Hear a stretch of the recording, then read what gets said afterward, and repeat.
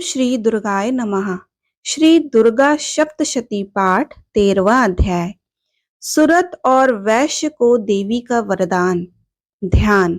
जो उदय काल के सूर्यमंडल की सी कांति धारण करने वाली हैं, जिनकी 4 भुजाएं और 3 नेत्र हैं, तथा जो अपने हाथों में पाश, अंकुश, वर एवं अभय की मुद्रा धारण किए रहती हैं, उन शिवा देवी का मैं ध्यान करती हूँ। ऋषि कहते हैं, राजन, इस प्रकार मैंने तुमसे देवी के उत्तम महात्म्य का वर्णन किया, जो इस जगत को धारण करती हैं।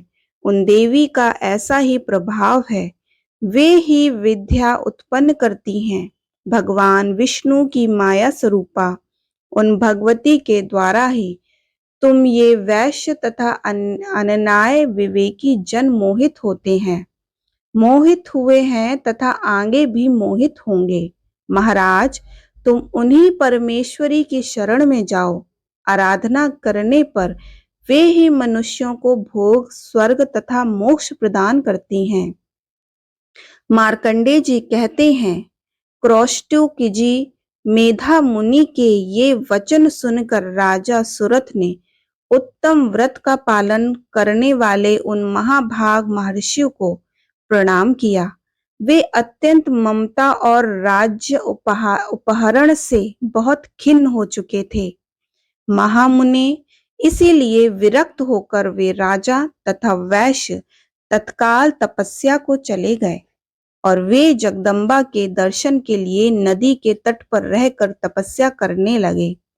वे वैश्य उत्तम देवी सूक्त का जप करते हुए तपस्या में प्रवृत्त हुए।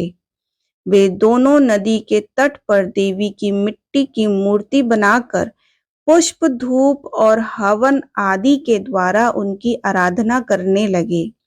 उन्होंने पहले तो आहार को धीरे धीरे कम किया, फिर बिल्कुल निराहार रहकर देवी में ही मन लगाए एकाग्रता पूर्वक उनका चिंतन आरंभ किया।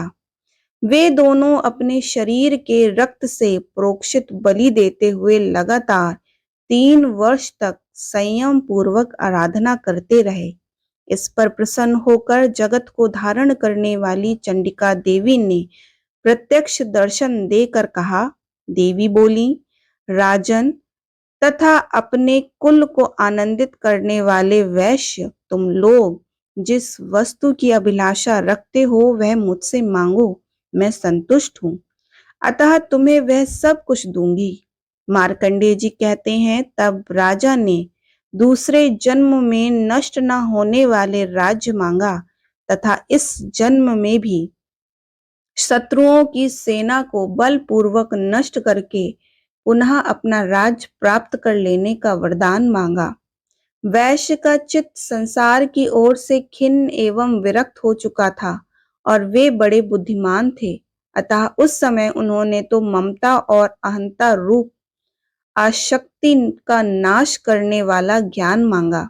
देवी बोली, राजन, तुम थोड़े ही दिनों में शत्रुओं को मारकर अपना राज्य प्राप्त कर लोगे। अब वहां तुम्हारा राज्य स्थिर रहेगा। फिर मृत्यु के पश्चात तुम भगवान विवस्वान सूर्य के अंश से जन्म लेकर इस पृथ्वी पर सावर्णिक मुन के नाम से विख्यात होगे। वैश्वर, तुमने भी जिस वर को मुझसे प्राप्त करने की इच्छा की है उसे देती हूँ। तुम्हें मोक्ष के लिए ज्ञान प्राप्त होगा। मार्कंडेय जी कहते हैं, इस प्रकार उन दोनों का मनोवांछित वरदान देकर तथा उनके द्वारा भक्ति पूर्वक अपनी स्तुति सुनकर देवी अंबिका तत्काल अंतर्ध्यान हो गईं। इस तरह देवी से वरदान पाकर क्षत्रियों में श्रेष्ठ सुरत सूर्य से जन्म ले सावर्णिक नामक मनु होंगे।